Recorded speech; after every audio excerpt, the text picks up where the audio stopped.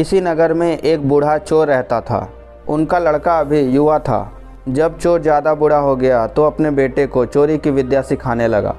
कुछ ही दिनों में वह लड़का चोरी की विद्या में निपुण हो गया। दोनों बाप बेटे आराम से जीवन व्यतीत करने लगे। एक दिन बूढ़े चोर ने अपने बेटे से कहा, देखो बेटा, साधु संतों की बात कभी नहीं सुननी चाहिए। अगर कोई महात्मा कहीं उपदेश देता हो तो अपने कानों में उंगली डालकर वहाँ से भाग जाना चाहिए। मेरी बात को समझे?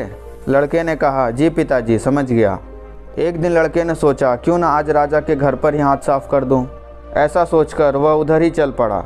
थोड़ी दूर जाने के बाद उसने देखा कि रास्ते के बगल में कुछ लोग एकत्र होकर खड़े हैं।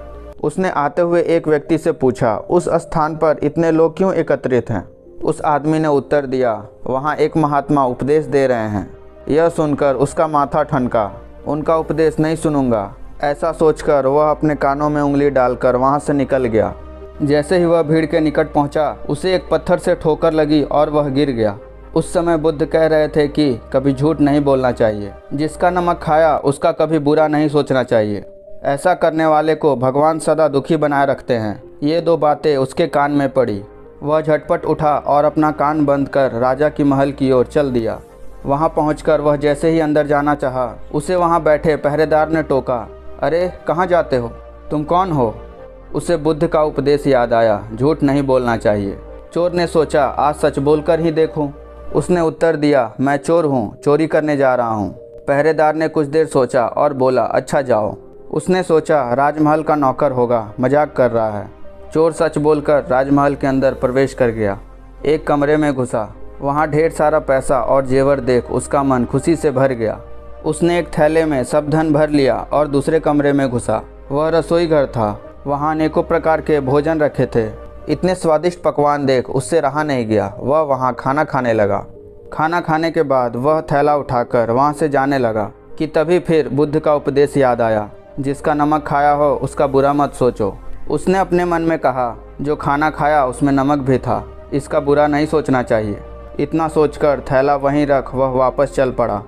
पहरेदार ने फिर पूछा, क्या हुआ, चोरी क्यों नहीं की? उसने कहा, देखिए, जिसका नमक खाया है उसका बुरा नहीं सोचना चाहिए। मैंने राजा का नमक खाया है, इसलिए चोरी का माल नहीं लाया, वहीं रसोई घर में छोड़ आया। इतना कहकर वह वहाँ से चल पड़ा। उधर रसोइये ने शोर मचाया, पकड़ो पकड़ो, चोर भागा जा रहा है। पहरेदार ने चोर को पकड़कर दरबार में उपस्थित किया। राजा के पूछने पर उसने बताया कि एक महात्मा के द्वारा दिए गए उपदेश के मुताबिक। मैंने पहरेदार के पूछने पर अपने को चोर बताया, क्योंकि मैं चोरी करने आया था। आपका धन चुराया, लेकिन आपका खाना भी खाया जिसमें नमक मिला था, इसलिए आपके प्रति कोई बुरा व्यवहार नहीं किया और धन छोड़कर भागा। उसके उत्तर पर राजा बहुत खुश हुआ और उसे अपने दरबार में नौकरी दे दी। वह 2-4 दिनों तक घर नहीं आया तो उसके पिता को चिंता होने लगी कि लगता है मेरा बेटा चोरी करते हुए पकड़ा गया। लेकिन 4 दिन बाद जब उसका लड़का घर आया तो बूढ़ा अचंभित रह गया अपने बेटे को अच्छे वस्त्र में देखकर। लड़का बोला, पिताजी, आप तो कहते थे कि किसी साधु संत की बात मत सुनो, लेकिन मैंने एक महात्मा की बात सुनी और उसी के मुताबिक काम किया, तो देखिए सच्चाई का फल। मुझे राज दरबार में एक अच्छी नौकरी मिल गई, मुझे राजा ने सम्मान दिया और यह सभी देखकर मैं अभी बहुत खुश हूँ। दोस्तों, मन में जो भी कुछ है साफ साफ कह देना चाहिए, क्योंकि सच बोलने से फैसले होते हैं और झूठ बोलने से फासले। एक झूठ आपसे 100 झूठ बुलवाएगा, लेकिन अगर आपने सच बोल दिया तो समझने वाला हमेशा आपकी बातों को समझ जाएगा।